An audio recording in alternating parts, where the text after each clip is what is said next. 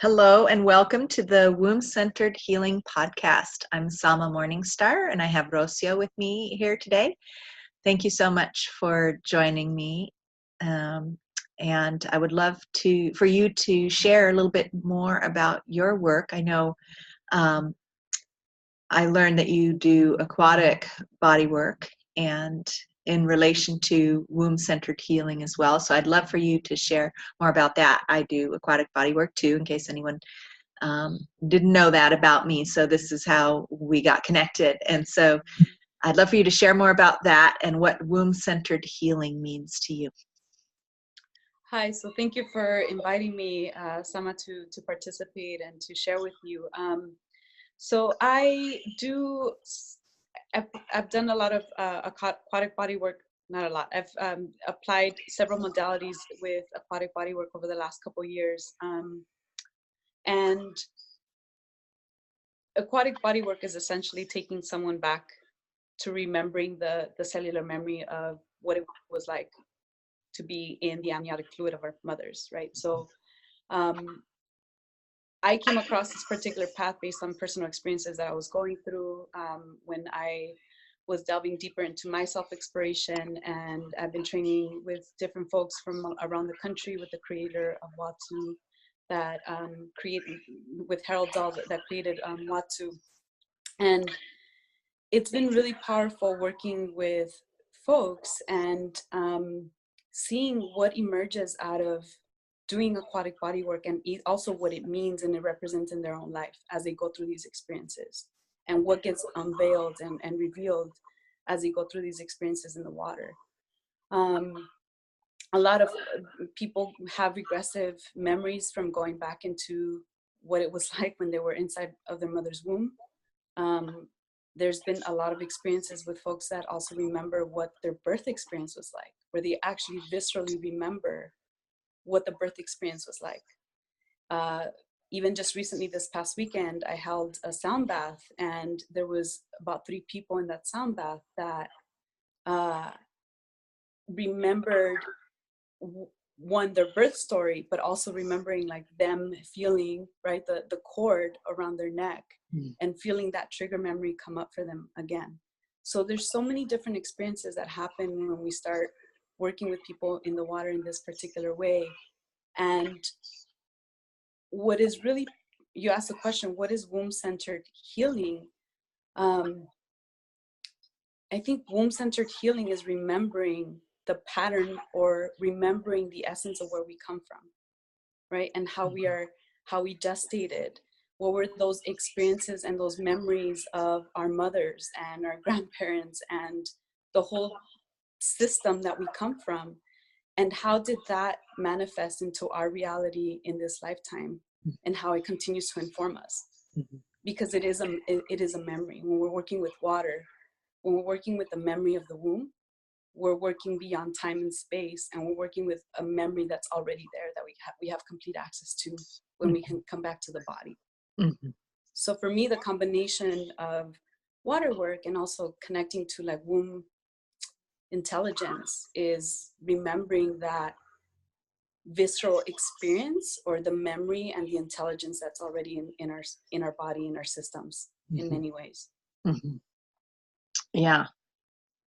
So this connection with water, being in water, and these early memories of even being conceived, the emotional quality or experience that our parents had when we were conceived, and that whole process of gestation in the womb and everything that may have happened to our mothers and us while we were in there with her, and all of her feelings, and then the process of birth, all seem to be held when we are held by another in the water. And also seems to be, there's something about getting into natural bodies of water to do this. Now, before we started recording, you mentioned working at some hot springs, and I've lived and worked around various hot springs, including Wilbur Hot Springs and Harbin Hot Springs, where Watsu was, which is one of the origin points of Watsu and aquatic body work. And the waters that spring out of Mother Earth at body temperature or warmer than body temperature, and then mixing with cooler waters to create, especially at Harbin, the waters there are very amniotic, like earth amniotic, right? Like Mother Earth's amniotic fluid that's holding a certain vibration. And, you know, when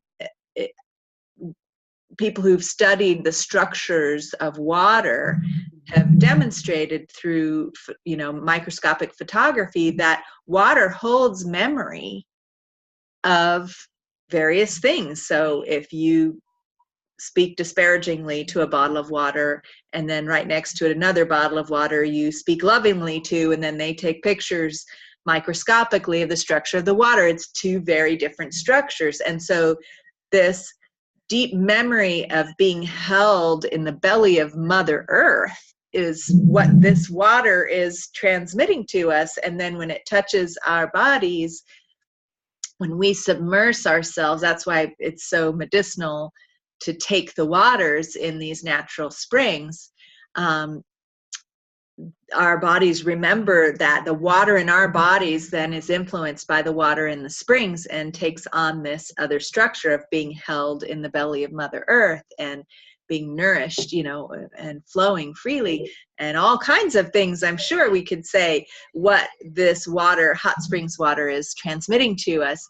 And at the same time then is being held by another human that's also in that water, that's, you know, having their inner water vibrating and structuring itself in that same way is very profound. And so I'd love to hear more about your experience of that. And it's kind of an open-ended question, just to talk about that aspect, the quality, the memory that water itself can hold, and how that affects us when we get in it. You brought up such an important point. It's the structure, the container in which we place ourselves in, right? And the connection that gets developed because of it. And when we're talking about natural springs or natural bodies of water, we're definitely connected to the imprint or the memory of that body, right? And that's the reason why majority of my work is connecting to natural bodies of water.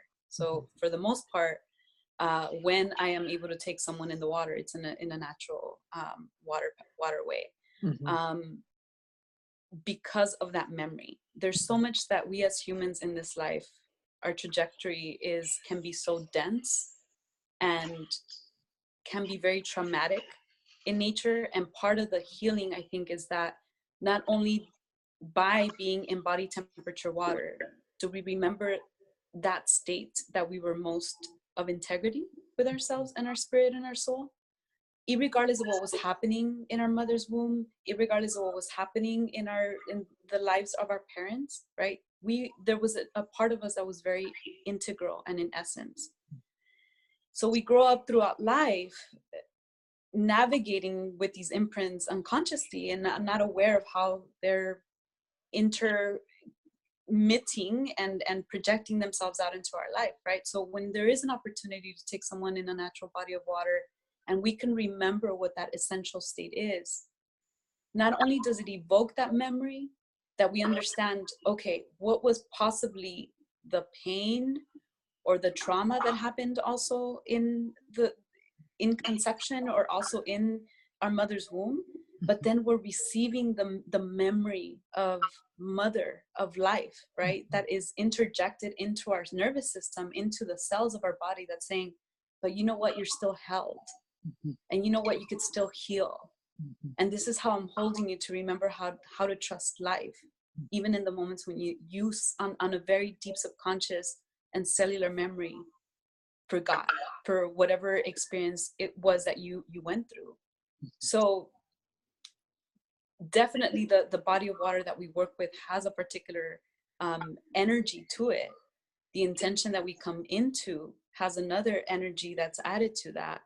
And you know, especially I live here in LA, and I'm always questioning how many of us know even the trajectory of the waterway in the water that comes into our homes. Mhm. And what is the imprint, right, that we are consuming or interacting with this water based on the story or the trajectory that it went through. And so there's so many ways to work with water, but for me, it's always going back to the essence, right? And it's coming back to the essence of the birth of the waters, or where the waters are most alive, because it definitely has a healing potential. Mhm.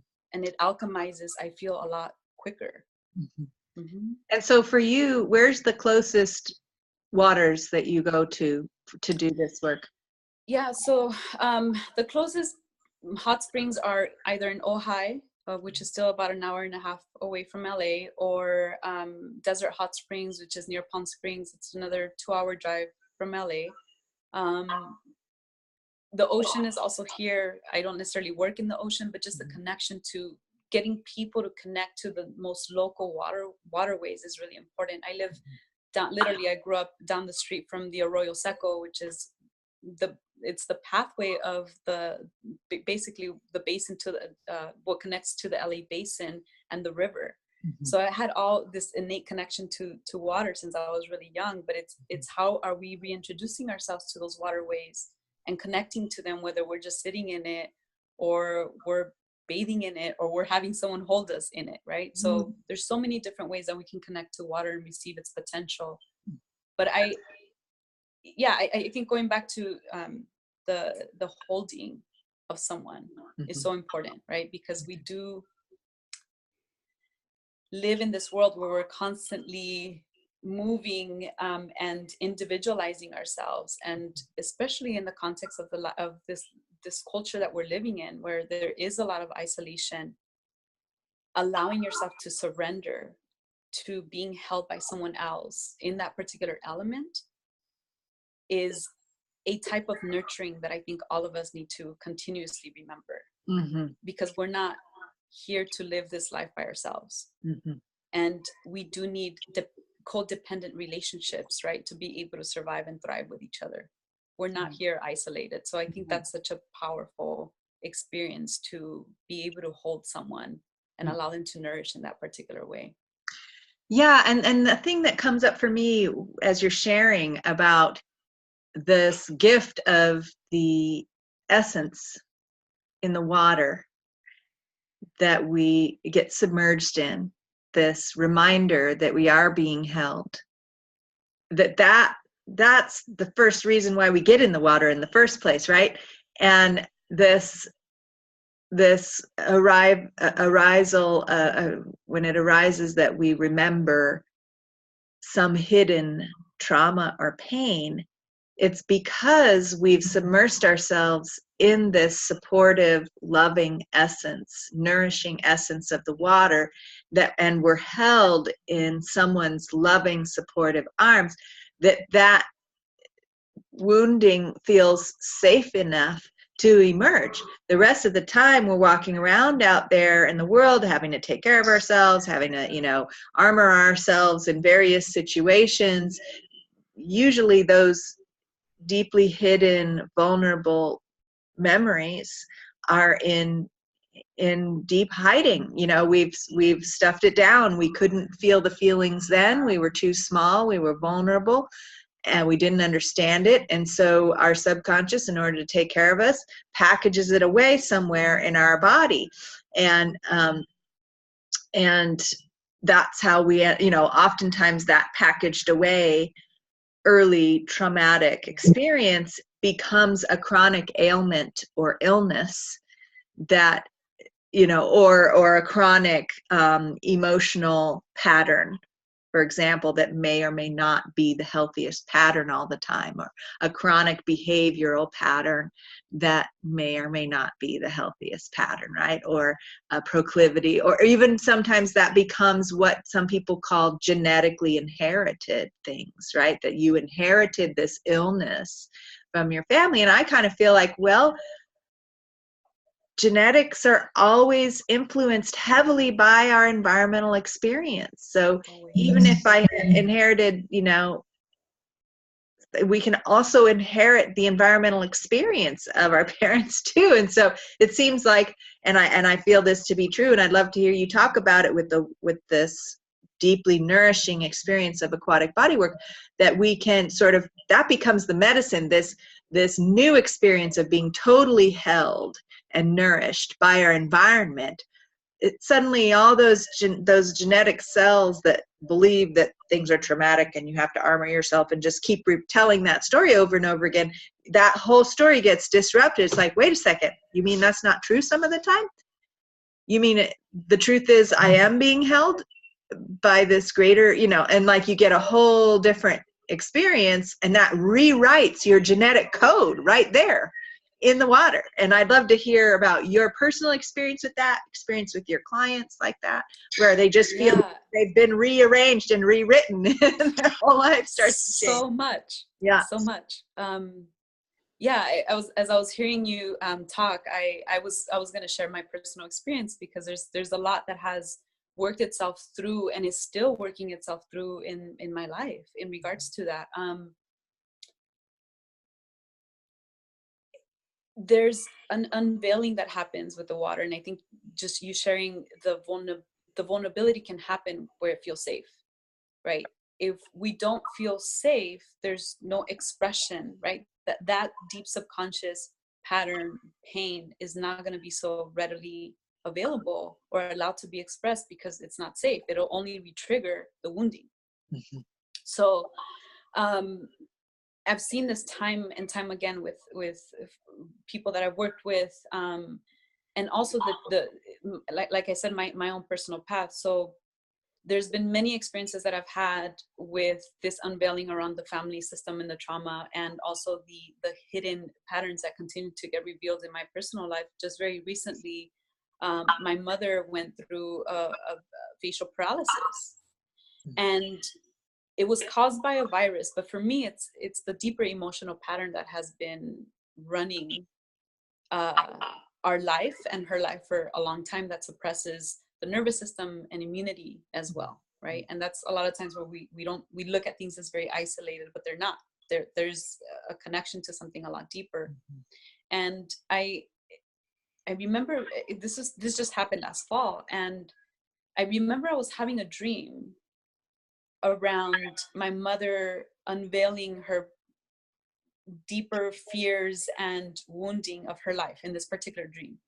Literally the next morning, I found out that my mom had a facial paralysis. So it was almost like in the dream world, something was getting unveiled and uncovered that ended up manifesting in this particular paralysis that she had. And it just made me recognize that, again, this has been the deeper trajectory in my family system, in my cultural system for such a long time, to not seek support, to not ask for help when we need it, to not feel safe to express when we need certain things or when we're hurting. And it's been so interesting, because it's been so at the surface for me to also understand a deeper layer of, where am I with all that? How do I seek support? Where do I hide? Where do I repress? Where do I not express needs when I have them? Or take a stand when I also need to, right? And so it's been so powerful to, again, see how this thread happens in the trajectory of a family system, but it's environmental. It's not necessarily that, right, it was genetically passed down, but that the environment supports the way that the environment relates to us, and then how we're relating to the environment.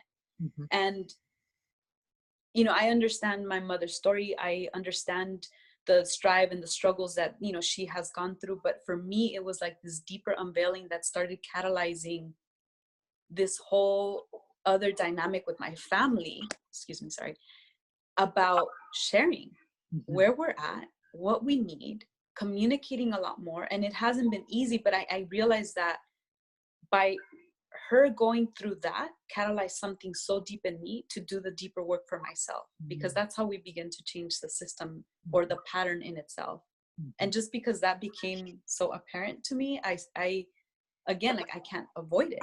I'm looking at all these aspects of myself. It's like a mirror that is like constantly in awareness, right? And I'm having to readjust how I respond to it with more consciousness. And that's, I think, how we change the family, the patterns in how we do or what we do in our life as well.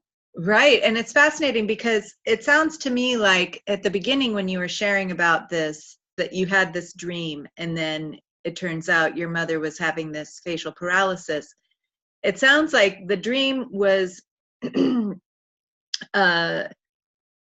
part of your inner healing process that was happening because of your work in the water, possibly that you were having some deeply hidden patterns were being revealed and held within you in this safe essence that gets created. Because you get in that water, you receive that session, or you go and you give a series of sessions. Every time you get in that water, your water in your body is programmed with the essence water of the water, and so then you walk away, you're still with that essence of water inside of you, right? It's so deeply transformative to be submerged and held and spend time in these waters. And so then you're going home, and even weeks later or months later, before you haven't had a chance to go back, you're still your waters are still like nourishing all the different cells of your body from this different essence state, right? And you're using that information in your subconscious ecology to transform. And this is why this is the part that's so interesting to me, is because when we're doing womb-centered healing, it automatically seems to transfer back through our mother lineage, and sometimes even the father lineage too, our genetic lineage, and starts to affect our mothers, our grandmothers. And I've had this experience too, time and time again, where I'll be going through my own healing process, and my mom will call me up and say, okay, what are you doing? Because she can feel it. And I've started to, I've started to warn her, hey mom, tomorrow I'm starting this healing process. We're going to be revisiting the womb through meditation. You might feel me, you might have some of your own feelings coming up around that time. And so she's with me in the process, but I can imagine that, although I did see that you have taken your mother in the water, but maybe before that, she hadn't had the experience of the water yet. And actually she had. She so had. that's what's really interesting. And I want to share this piece too, because you mentioned that, again, I think we're talking about when people talk about the quantum field, literally we are shifting the field of every system that we're involved with, past time and space. And I had a really powerful experience actually when I was training with Harold Dahl in my parents' home state. So I did a training in my parents' home state in Mexico, and I was doing this immersive training. I ended up jumping into the ocean in the midst of the training. We went for a break, jumped in the ocean. I contracted my whole back and was unable to walk for about 3 weeks. I was in so much pain. And I remember there was another healer in that group, and we had taken x-rays. They had said that I basically had a fissure in my pelvic bone, and they didn't understand how I was semi-moving. What, that I needed surgery. You had broken your pelvis? So they said that I had, one of the x-rays had showed there was a fissure on the pelvic bone. So they were like, how are you moving still? You just didn't go for a swim. You jumped off some high rocks. No. I went for a swim. However, I didn't read the tide. And the waves were really strong. And so there was some boulders behind me. I went into fear mode, try to fight the wave. And of course I pulled a muscle and contracted my back. And so wait, so just the contraction of your muscles fractured your bone. That's how strong. Well, that's what the X-ray was showing, right? And so I remember at some point folks were praying around me, and they were like, we have to figure out, what's going to happen with you. Why don't we go for a second opinion? And I remember everyone, including Harold and a lot of other folks, were essentially in prayer mode around me. And I went for this emergency X-ray later on that night, and it just showed that I had no fissure in my pelvic bone. And so it was just the inflammation from the contraction still. And so I was extremely happy that it was nothing more than that. But I do remember at some point, this particular healer who was in the group, he said, why you're not getting better, and the type of work that you need to do. He's like, I'm gonna support you, and you got to do the depth of that work. All it took was him touching my lower back, and I sobbed for hours. And it was this sobbing that I knew didn't even feel like my sobs anymore. It was something far deeper than mine. And immediately the next day I started walking. Wow. So my parents come to visit me in their hometown, and I remember Pavana, Harold's wife, said, why don't you take your dad into the water? My dad was completely resistant. And finally she got him some trunks, and she said, you're going into the water. So that was the first time I took my father into the water. Wow. And I remember I was holding my father, and we have had this tumultuous relationship for many, many, many reasons growing up. And this was the first time I held my father in many years. Mm. And here I am holding this man, and I'm cradling him in a position. And I remember I was holding onto him, and I feel that my hands literally went into his energetic body, and I'm holding my 6-year-old father. Wow. And I realized that was where he received a lot of the wounding and separation and lack of love from his mother and the women in his family. And so I realized that I was there in that moment, transcending time, telling him that it was safe, and that he could be held by essentially the mother of life and by women in his life. Mm-hmm. And it catalyzed so much in my father's life immediately after that. And his relationship with me and my sisters has been so different since that time. And he's been a lot more open and gentle and receptive. Mm. And it was through that experience that I was also able to take my mother. So I've taken my father and my mother into the water a couple times, but this was the third time I had my mother in the water, which was post-paralysis. Mm-hmm. And it was also really powerful to have my mother there, and also for her to feel nourished and supported. And it started awakening her process around her pain with her mother, who had left them when they were younger and who didn't have necessarily that bonding that they always, her and her siblings had sought.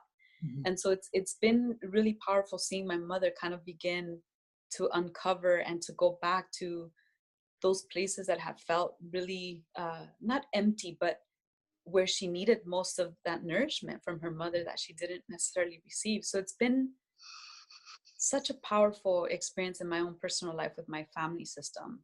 Wow. It's such a gift that you were able to welcome your family, and that they were open enough to this idea that they were able to receive it, both your mother and your father. And what a powerful thing for you to be able to connect with the origins, some of the origins directly through them, of probably patterns, behavioral and emotional patterns that you inherited, but to, work with the source of it with them in person. Yeah. That's not always the case. I know that I feel very blessed to be able to do that with my mom, but that you're able to do that with your mother and your father. It was really powerful. And sometimes I forget, right? So I have to remember, I think how pivotal that is, and what a blessing. Yeah, what a blessing to be able to do that. What a blessing. And I think that's how we really shift the foundation of our family systems in such a way. Mm-hmm. And I think there's an opportunity for us to do more of that. Mm-hmm. If we begin creating those cultures, right? Where there is more receptivity in that way. And I think it's possible. Yeah. Yeah. Well, and I feel like a start, you know, like for myself, what I've worked with family members that are no longer with us or not really receptive enough to engage with me in any of this, is that I work with them more in my own meditations. So they don't have to be physically present, Right. but I can connect with their spirit and their essence. And that's what I guide my client. You know, a lot of times clients say, well, you know, how am I supposed to work with my grandmother? She's dead, or my great grandmother. But you know, time in the quantum space, it's all happening at the same time anyway. And I've often, you know, guided people in sessions or received sessions where through meditation, we're becoming our own guardian angel at a traumatic time in our early childhood, where we're holding ourselves, or we're holding, you know, because in those moments of trauma, we usually call out for spiritual help. We reach out to spirit to help us. And we have experiences of guardian angels or spirit guides or spirit helpers. Well, guess what? We're that guardian angel for ourselves or for our grandmothers or our great grandmothers in those moments. And or at least we can become that if we actively engage in that way, bringing, you know, not just, you know, because there's two steps of it. We often feel a sense of, you know, there's a pattern that I'm looping here that's not very healthy, but even though I'm aware of it, I can't seem to get off this hamster wheel, right, of behavior. For me, I can give a very specific example. You know, throat stuff has been going on in my female lineages for a long time. And one of the things that was always hard for me it's always been hard, still is, to express my needs or preferences or feelings that might be contrary to or upsetting to a close loved one, right? That might produce conflict or resistance or disharmony. So what I tend to do is anticipate it all happens without me even noticing it. I anticipate psychically. This is what I learned how to do as a kid with an emotionally volatile parent, right? Father figure.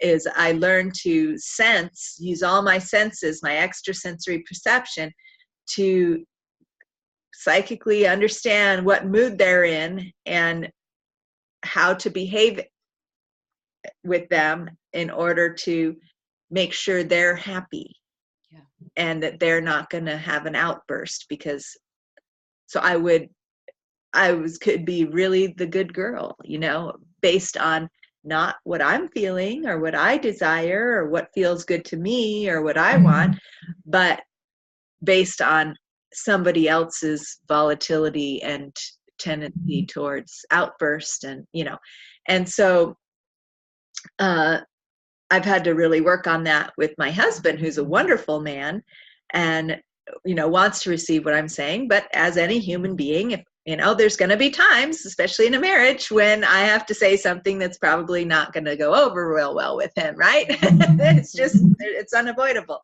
And so my tendency was to never say those things when really it's really important. So for me, shifting my reality is about learning how to say the difficult things, even if it feels like it's going to create a conflict, or, you know, and then the healing of, wow, it all is better because I did say that, even if it was bumpy or messy or, you know, uncomfortable for a moment. Look, now my feelings are being, you know, considered. And right, I'm considering my feelings, you're considering your feelings, my feelings, right? How can anyone consider our feelings if we don't even tell them what they are? So these kinds of patterns and loops, until we really connect with them, they're going to keep running us. And until we have enough safety to reprogram them, that, you know, those patterns are, I mean, that was a scab on a deep wound of not feeling safe and having to make sure someone else was happy to stay safe, right? That's a useful scab to keep that wound from reoccurring, right? And to keep me out of situations that would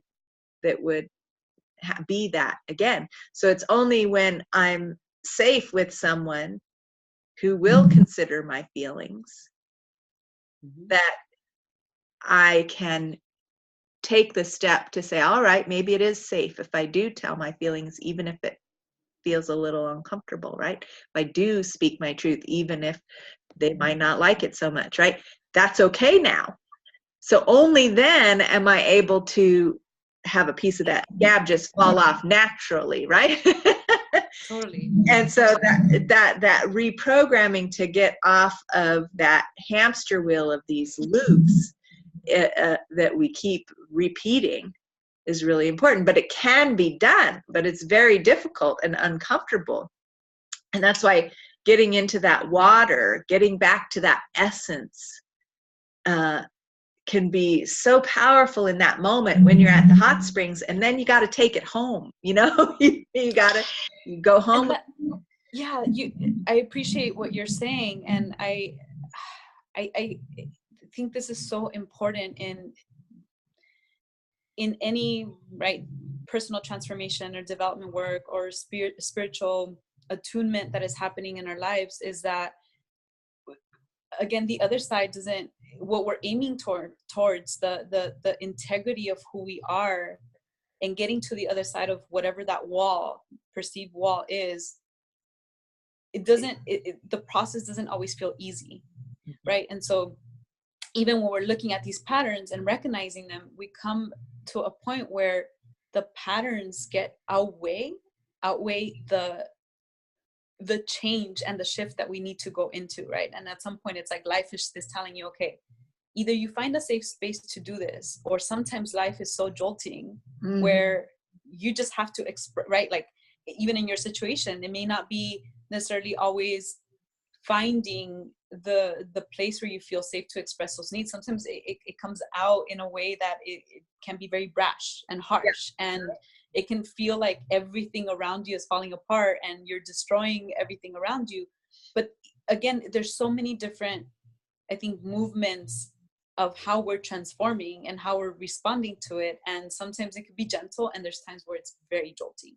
Yeah. And that's also part of the experience.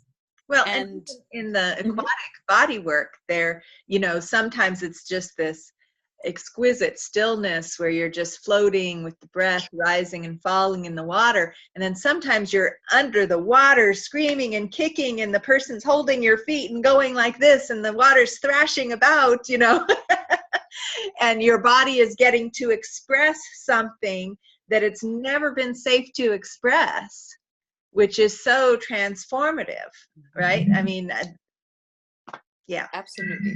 And I often always tell people as well, like, it's not, the work isn't necessarily the experience, it's what happens afterwards, right? The experience becomes the framework for you to repattern or to experience and incorporate and integrate what happens after that particular experience. And so for me, it's almost like that's the most important piece. It's what happens afterwards, what gets unveiled later in the day-to-day, and then how do we begin to respond to it based on the experiences that we had. Because a lot of times we could also just have experiences, and even though it is catalyzing some change, it's still just the experience, but we're not practicing the practicality of how we're responding to it. Right. That's where, you know, with this new approach to body work, to the aquatic body work that I was telling you about, that I'm studying, there's a component of it where that includes the self-reflection aspect, like you were just talking about, because it's like we can have this experience in the water, and then if we don't carry that forward into our day-to-day life, you know, the change process or the impact of the experience becomes limited. It really kind of invites us to have a conscious engagement with ourselves and to get to know ourselves more and more deeply, and invites us into our own inner well of knowledge and wisdom, and our potential to create ourselves anew. And so for me, the womb-centered healing aspect of it speaks to, you know, there's a new way of doing that I feel is being born with all of this feminine awareness of really inquiring about what it really means to be feminine, what really is womb power, right? As opposed to the kind of power that we're used to, which is dominating power, right? So womb power is relational as well, but it, I feel, is not a dominating power. So like, for example, a womb, the way the womb responds to a baby that's smaller than it and is completely within the power of the womb responds to that baby by nurturing it until it grows too big to be held by the womb, until it keeps being nurtured and grows to a fully empowered being on its own. That is the absolute opposite of domination. That womb is giving that other being its power, hopefully whilst the mother maintains her connection to source. Now, that's the ideal, but because we've all been raised in this domination-based relational society where our primary relationships with our primary caretakers often modeled something completely different, where there was a domination thing involved, or some dynamics around that, power struggles, or power is something to be bought and sold and manipulated and controlled, as opposed to something that each of us has an overflowing well of from within. And why would you need to try and steal or take something that you already have flowing within you? You know, I always talk about how people who are trying to dominate you, it means that they are completely disempowered themselves and are dependent on stealing your power to have any power at all. So it changes the playing field. But boy, I just kind of went off on a tangent there.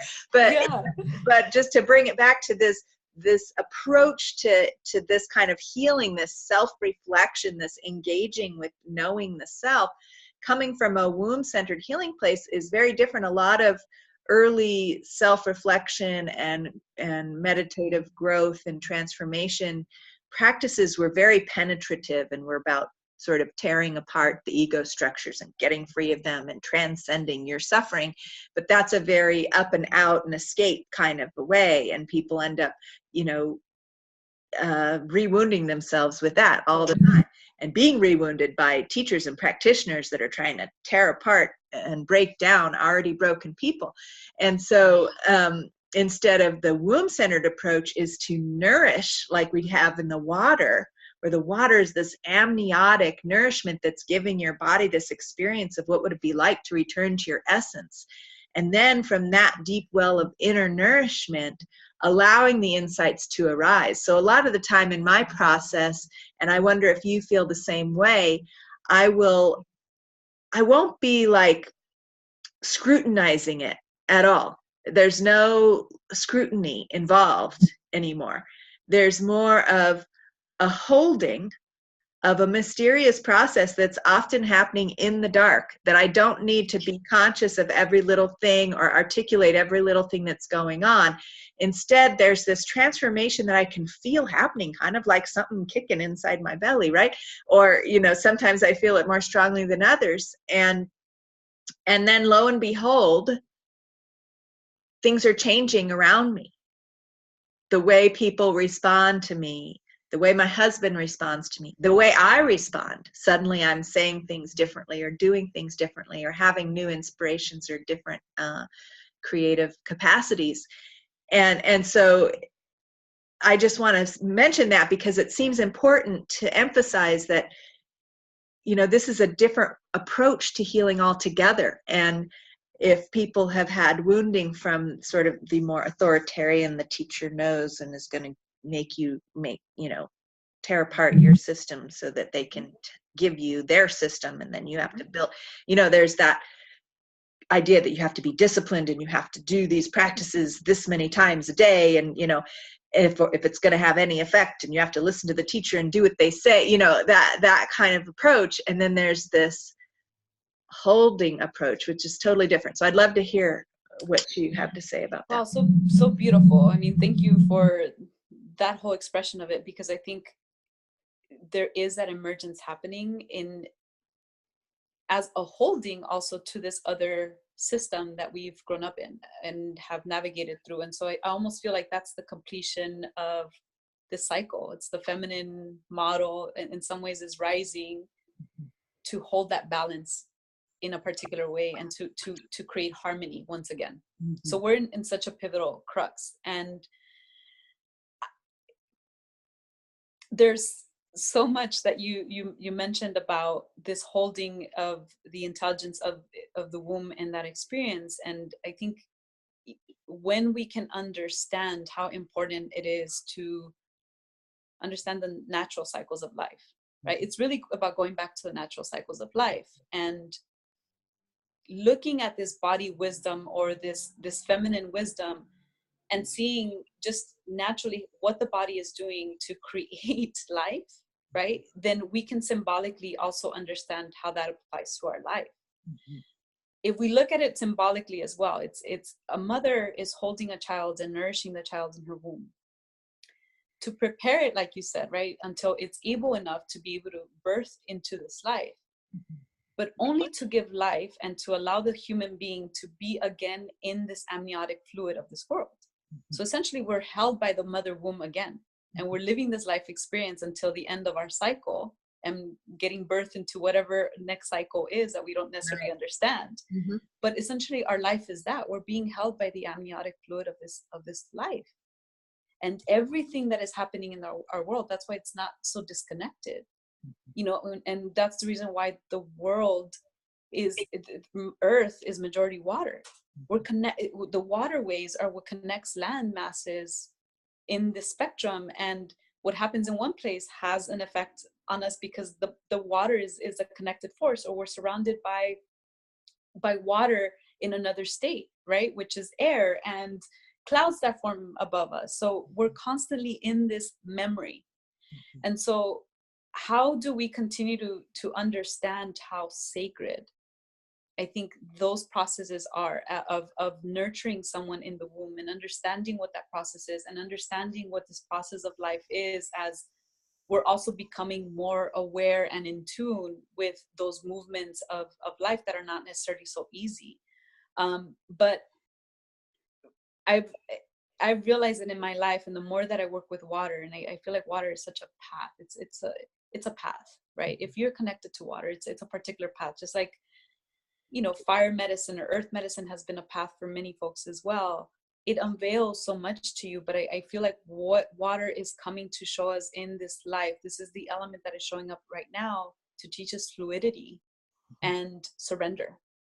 And what you were speaking of in terms of processes that you're going through, I totally relate. It's not, I'm more and more so getting into those spaces as well, where I don't have to process as much of what is happening or dissecting it.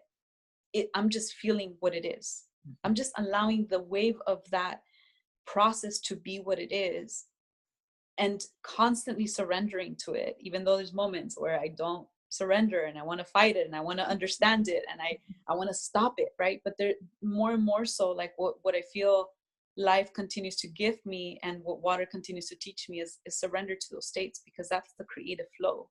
Mm-hmm. And if you can allow that whole process to take its full process, then you'll see what's on the other side, versus resisting it or trying to change it. Then you're just halting a particular process, but it's not necessarily easy to go through all the time.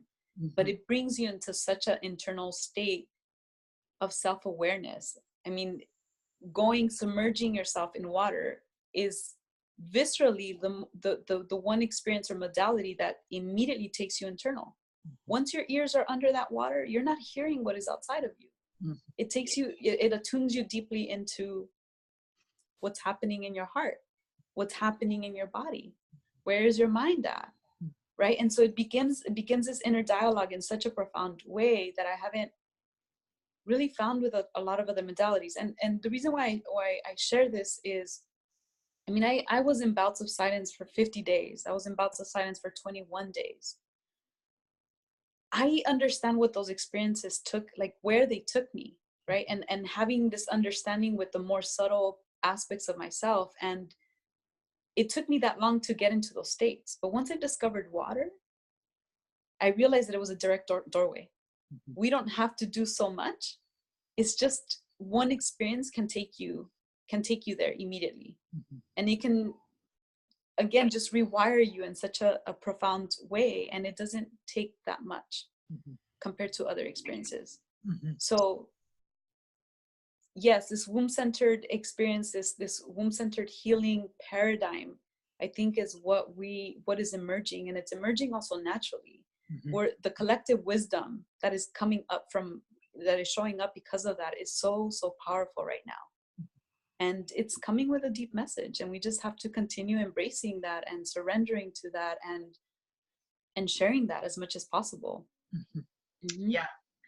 Yeah, and it's really connected with, I love how you were talking about looking at the feminine biology and the biology of the womb. And I actually have a term for it that I've coined, and it's probably going to be in the title of my book when I write it. It's called biomysticism.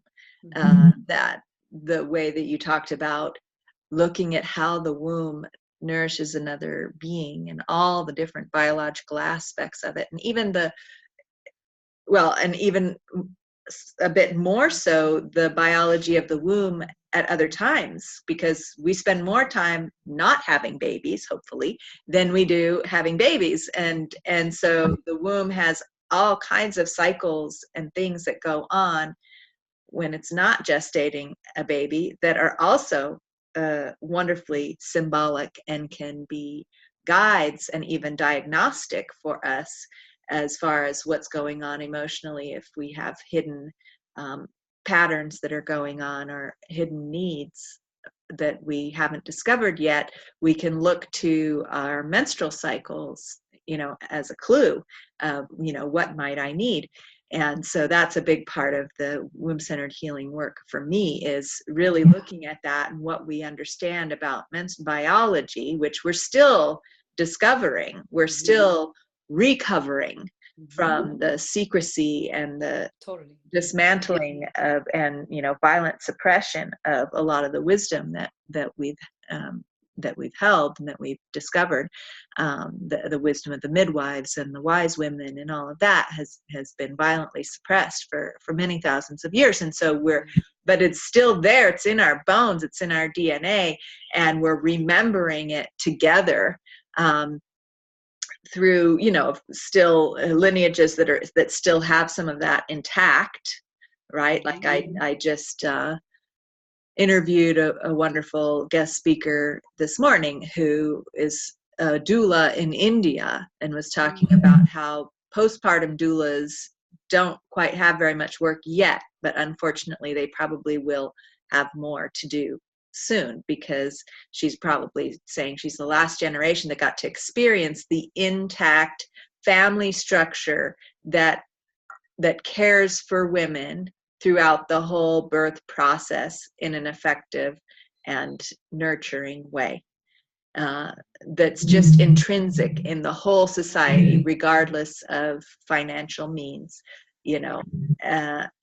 and unless somebody's a complete orphan and doesn't. But then even then, the community in the poor communities really come together and do that, because it's intrinsic in the culture that you care for mothers, and you care for, because the way that baby experiences its first moments of life is going to affect who he or she grows up to be, and that's going to affect the entire community. So you don't even have to explain it. It's just in there, but it's being lost because everybody wants to be this other way, and we're over here saying, no, you don't want to be this way. right? No. No, keep your way, right? Yeah, totally. But Totally. so we're remembering this though, and this is one of the reasons I'm doing this podcast is to say we need to reclaim the thing that's valuable in these traditions that are still intact, because I can see wanting to get rid of it when it's sort of sheened over with some patriarchal, the woman is dirty and unclean and has to be isolated, right? But if we sift that off and look at the nurturing and the caring and the nourishing of the woman and keep that, right, instead of just throwing the whole baby out with the bathwater, for postpartum care and remembering things like vaginal steaming, which is an ancient tradition that many cultures still have intact in their culture all over the world, and we can bring back and remember from whatever lineage we're from, but share between lineages, I feel too, of remembering this valuable healing process through water once again, right? Putting the essence of the herbs in the water and having that essence rise up and change the water in us, change molecularly the water in us. So I'd love to hear about, although, you know what, we could go on and on. I'm looking at the time. I haven't even checked time. But maybe we'll have to have a part 2 to get all into vaginal steaming and herbs and because vaginal steaming is such a powerful tool, and it's definitely, I think it's such a powerful conversation to continue weaving into this narrative of water and also womb-centered healing. And absolutely. How the herbs take the water and what imprint essence the herbs are adding to the water then, right? Oh, all right. There's so much there. We have more to speak on at another time, but for now, if anyone would like to get in touch with Rocio, you offer aquatic body work and steaming services in the LA area, but you also travel around to the different hot springs. Are you coming to Harbin sometime soon? I am gonna try to come to Harbin in the next couple months. So I'm going to Arizona next month. We're still in January, right? Yeah. Yes. So I'm going to Arizona next month. And I'm looking into Northern California, possibly Colorado at some point. I travel to Mexico quite a bit as well, so I'm there a lot of time. But yeah, I'm moving with water. I mean, water moves me and calls me, and I move with it. So yeah, if anybody is interested, you can follow me on Instagram at water_healing. That's mostly where I post a lot of my information, but I'm also building my website right now, and it's going to go live in a couple weeks. So please stay tuned, and you can check my offerings and my experiences there as well. Beautiful. Wonderful. Thank you so much. And again, if listeners are interested in learning more about the Womb-Centered Healing Temple, which is the organization that I've created to bring us together as womb-centered healing practitioners to have these discussions and to collaborate and co-create a new way of building community and collaborating in our vocations and lifting each other up. So you can find out more about the Womb-Centered Healing Temple at wombcenteredhealing.com. And yeah, that's it. So thank you so much for joining us today. Thank you, listeners, for listening in. And that's all for now. So until next time.